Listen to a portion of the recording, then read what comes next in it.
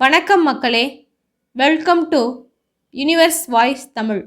இன்று நாம் காண இருப்பது சூடி கொடுத்த சுடற்குடியாள் ஆண்டாள் நாச்சியார் பாடிய திருப்பாவை பாடல் 7. ஆண்டாள் பிராட்டியார் தமது 7ஆம் பாடலில் பாவை நோன்பு மேற்கொண்ட பெண்களில் ஒருத்தியை மற்றவள் அதிகாலையில் சென்று எழுப்புவதாக பாடல் அமைத்துள்ளார். பாடல் 7 பார்ப்போமா?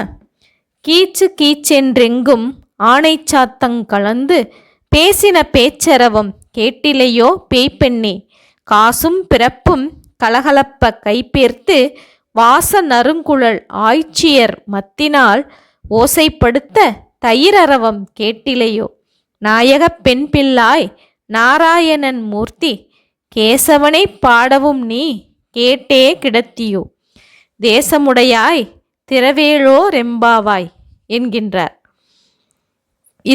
இந்த பாடலின் பொருள் என்ன தெரியுமா?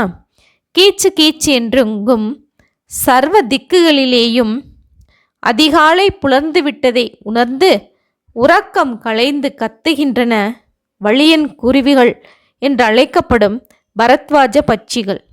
அவை பேசிக்கொள்ளும் வார்த்தைகளினுடைய சப்தங்களை கேட்கவில்லையோ, பேய்ப்பில்லாய் காசுகளால் ஆன அச்சுத்தாலியும் அமைத்த தாலியும் ஆன ஆபரணங்களை கலகலவென்று சப்திக்க கைகளை ஆட்டுகின்ற நறுமணமுள்ள பரிமளங்களை சூடியுள்ள கூந்தலை உடைய கோபிகா ஸ்திரீகள் ஆயர்பாடியில் மத்தாலே தயிரை கடைகின்ற கோஷம் கேட்கவில்லையா? அந்த சப்தம் உனக்கு கேட்கவில்லையா? நாராயணனுக்கு பிடித்தமான பெண் பிள்ளை ஸ்ரீ லக்ஷ்மியின் மணாளனும் அழகிய கேசம் கொண்டவனுமான கிருஷ்ணனை பாடி வரவும் நீதான் அதை கேட்டுவிட்டும் உறங்குகின்றாயோ? உறக்கம் நீங்கி மனத்தெளிவு கொண்டு கதவை திறப்பாயாக.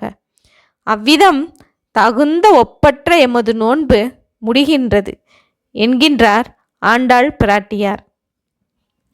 இந்த பாடல் மகத்துவம் பெற்றது.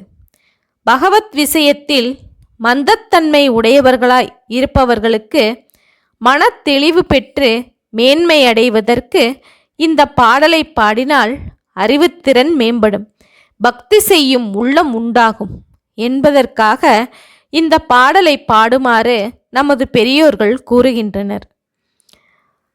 ஓகே மக்களே, எனது யுனிவர்ஸ் வாய்ஸ் தமிழ் சேனலை சப்ஸ்கிரைப் செய்யாதவர்கள் சப்ஸ்கிரைப் செய்து கொள்ளுங்கள், ஷேர் செய்யுங்கள், லைக் செய்யுங்கள்.